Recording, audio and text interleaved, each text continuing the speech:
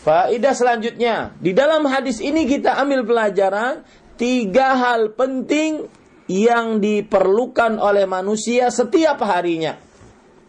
Ilmu yang bermanfaat, rezeki yang baik, dan amal yang diterima.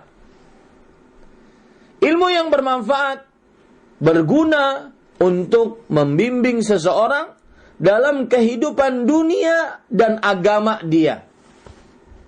Karena setiap hari dia akan bekerja, melakukan aktivitas duniawi. Ini dibutuhkan ilmu yang bermanfaat. Sebagaimana sudah kita sebutkan, seluruh permasalahan yang terjadi dalam kehidupan manusia, baik tataran lingkup kecil, diri sendiri dengan anak, diri sendiri dengan istri, diri sendiri dengan orang tua, kerabat, tetangga, masyarakat, negara, satu umat Islam, hanya bisa dijawab permasalahan-permasalahannya dengan ilmu agama.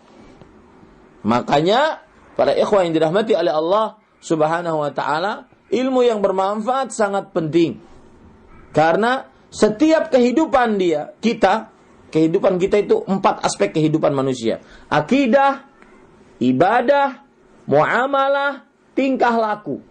Semua 4 aspek kehidupan ini bisa diatur dengan ilmu agama agar mendapatkan kehidupan yang baik dan diridhai oleh Allah Subhanahu wa taala.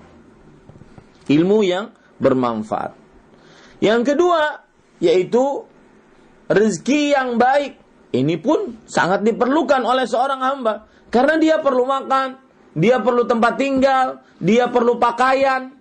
Ini pun sangat diperlukan oleh seorang hamba, rezeki yang baik. Nanti saya akan jelaskan ya satu-satu. Kita ambil poin kedua dulu tadi kan. Poin pertama, faedah pertama dari hadis ini adalah apa perbedaan antara Allahumma dengan Rabbana. Kemudian faedah yang kedua, di dalam hadis ini terdapat 3 hal penting yang dibutuhkan oleh manusia setiap harinya. Saya sebutkan tadi sudah ilmu bermanfaat.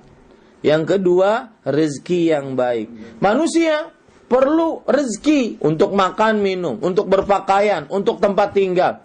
Makanya Rasul sallallahu alaihi wasallam bersabda, Nabi Muhammad sallallahu alaihi wasallam bersabda,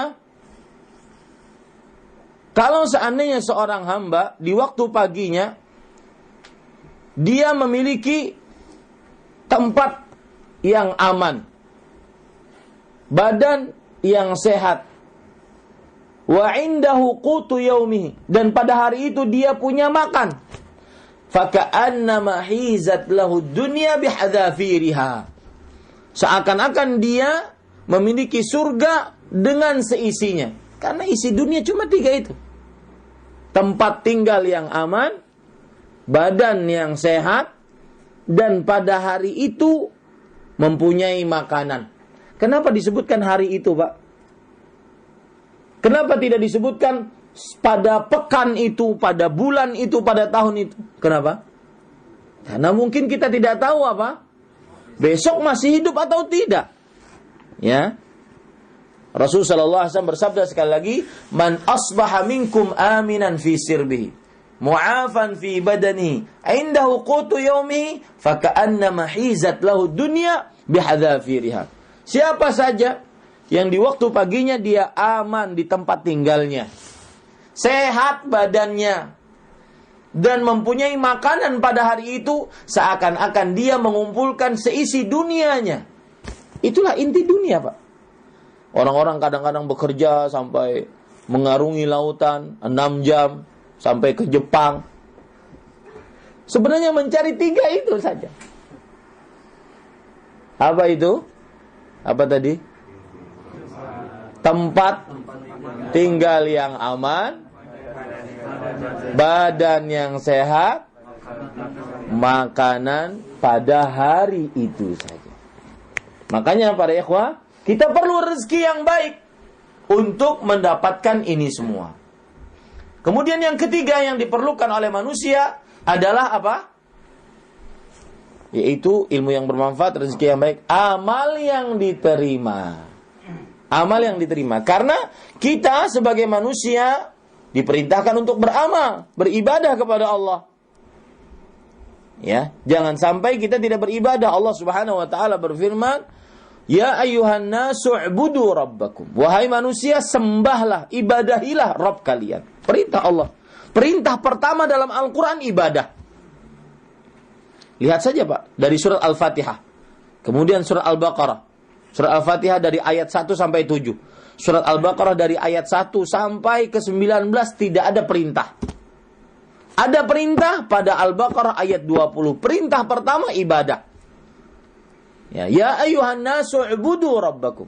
Wahai manusia, ibadahilah Rabb kalian. Allah Subhanahu wa taala juga berfirman dalam surah Az-Zariyat ayat 56. Ayat yang sangat terkenal di tengah kaum muslimin. Wa ma khalaqtul jinna wal insa illa liya'budun. Tidaklah kuciptakan jin dan manusia kecuali untuk beribadah kepadaku. Kalau di dalam bahasa Arab ada redaksi perkataan tidaklah, itu berarti peniadaan. Kemudian setelah itu kecuali, itu berarti pengkhususan. Bahkan dalam bahasa Indonesia juga seperti itu. Tidaklah ada seorang pun di dalam Masjid Al-Arqam kecuali para penuntut ilmu. Itu berarti pengecualian. Ya, kalau awalan diucapkan dengan peniadaan, kemudian setelah itu diakhiri dengan pengecualian, itu adalah untuk pengkhususan. Seperti kita mengucapkan la ilaha illallah. Tidak ada ilah. Ini umum. Tidak ada sembahan yang berhak disembah. Illallah, kecuali Allah. Berarti khusus hanya Allah, Tuhan yang berhak disembah. Ilah, sembahan yang berhak disembah. Apabila ada peniadaan, kemudian setelahnya pengecualian, menunjukkan kepada pengkhususan. Ya, menunjukkan kepada pengkhususan.